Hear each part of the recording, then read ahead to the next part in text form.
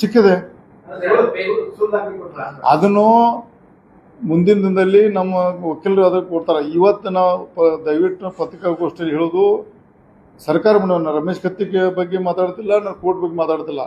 ಸರ್ಕಾರ ಗಮನ ತರಲಿಕ್ಕೆ ನಮ್ಮ ಸಮಾಜದ ಯುವಕರಿಗೆ ಮೂಲಿಗೆ ತಮ್ಮ ಮುಖಾಂತರ ಮನವಿ ಮಾಡ್ಕೊಂಡ್ರೆ ಆಯ್ತು.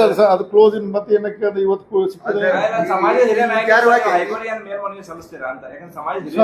ಅಲ್ಲ, ಅವರು ಯಾರ ನಮ್ಮ ಧಾರವಾಡದಲ್ಲಿ ಬೆಳಗಾವಿಯಲ್ಲಿ ಅವರು ಸಲ್ಲಿಸ್ತಾರ, ಅದನ್ನೆಲ್ಲ ಮಾಡ್ತಾರೆ, ಅದೆಲ್ಲ ಕಾನೂನುಬದ್ಧ ಮಾಡ್ತಾರೆ. ಇದೊಂದು ಸೀರಿಯಸ್ ಮ್ಯಾಟರ್ ಇರೋದ್ರಿಂದ ದಯವಿಟ್ಟು ತಾವು ಮಾಧ್ಯಮದಲ್ಲಿ ನಾವು ಮನವಿ ಮಾಡ್ಕೊಂಡು, ನೀವು ಬಹುಶಃ ದಲಿತರಿರ್ಬೋದು, ಲಿಂಗಾಯತರಿರ್ಬೋದು, ಒಕ್ಕಲಿಗೆ ಯಾರು ಎಲ್ಲರೂ ನಿಮ್ಮ ಸಮಾಜಕ್ಕೆ ಎಲ್ಲರಿಗೂ ನಾ ಎಲ್ಲರೂ ಬಿಡೋದಿಲ್ಲ. ಇದೇನು ಡೇಂಜರ್, ಯಾರಿಗೂ ಇವ್ರು ಯಾರನ್ನೂ ಬಿಡೋದಿಲ್ಲ. ಯಾರೂ ಇವ್ರು ತಮ್ಮ ಸ್ವಂತಕ್ಕೆ ಫೈದೆ ಮಾಡ್ಕೊಳ್ಳೋರು. ನಮ್ಮ ರೂಪರೇಷ ಅಧ್ಯಕ್ಷ ಕ್ವಶನ್ ಹಾಕಿ ಗಲಾಟೆ ಮಾಡ್ತೀನಿ, ನಾನು ಬಿಡೋದಿಲ್ಲ, ನಾ ಮಾಡ್ತೀನಿ. ಸಮುದಾಯ ಅದಕ್ಕಿಂತ ಮೊದಲು ಇನ್ನೇ 2 ದಿವಸ ಆಮೇಲೆ ನಾನು ಮುಂದೆ ಸಮುದಾಯ ನಾಯಕ ಮಾಡ್ತೇನೆ. ಈಗಾಗಲೇ ಕಳೆದ ಬಾರಿ ನಾನು ವಾಲ್ಮೀಕಿ ಹೆಗನಾದಾಗ ಪಾದಯಾತ್ರೆ ಪರ್ಮಿಷನ್ ಇದ್ದು ಪಾರ್ಟಿದು. ಅವಾಗ ಏನಕ್ಕೆ ಯಾಕೆ ಕೊಡ್ಲಿಕ್ಕೆ ಗೊತ್ತಾ, ಬಹುಶಃ ನನ್ನ ಅಂದಾಜು ಹೈಕಮಾಂಡ್ ಪಾಪ ಕೊಡ್ತಿದ್ರು.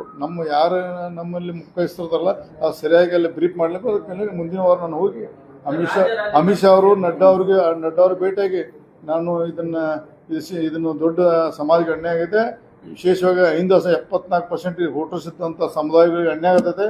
ನೀವು ಅಮಿತ್ ಶಾ ಅವರು, ನಡ್ಡಾ ಅವರು, ನಮ್ಮ ಉಸ್ತುವಾರಿ ಅವರು ಇದರಲ್ಲಿ ಅವರು ಇನ್ವಾಲ್ವ್ ಆಗಬೇಕು ರಿಕ್ವೆಸ್ಟ್ ಮಾಡೋದು. ಮುಂದಿನ ಹಿರಿಯ ರಾಜಕಾರಣಿ ಸರ್ 3 ಬಾರಿ ಜಿಲ್ಲಾ ಉಸ್ತುವಾರಿ ಸಚಿವರಾಗಿ ಕೆಲಸ ಮಾಡಿದ್ರು. ಒಬ್ಬ ಗ್ರೇಟ್ ತಹಶೀಲ್ದಾರ್ ಜೊತೆ ಏನು ಮಾಹಿತಿ ತಗೊಂಡ್ರಿ ಅಂತ ಅವ್ರ ಜೊತೆ? ನಾನು ನಿನ್ನೆ DC ಮಾತಾಡಿದ್ದೀನಿ.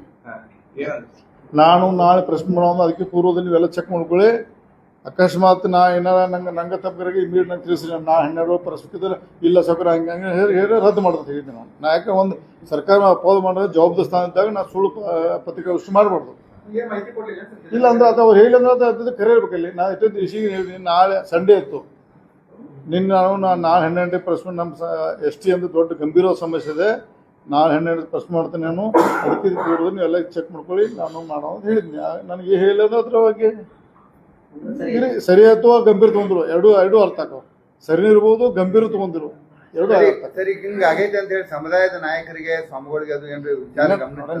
ನಾನು ಇವತ್ತು ನಿಮ್ಮ ಮುಖಾಂತರ ಮನವಿ ಮಾಡ್ಕೊಂಡ್ರೆ ನಾನು ಇವತ್ತು ಸ್ಟಾರ್ಟ್ ಮಾಡ್ತೀನಿ.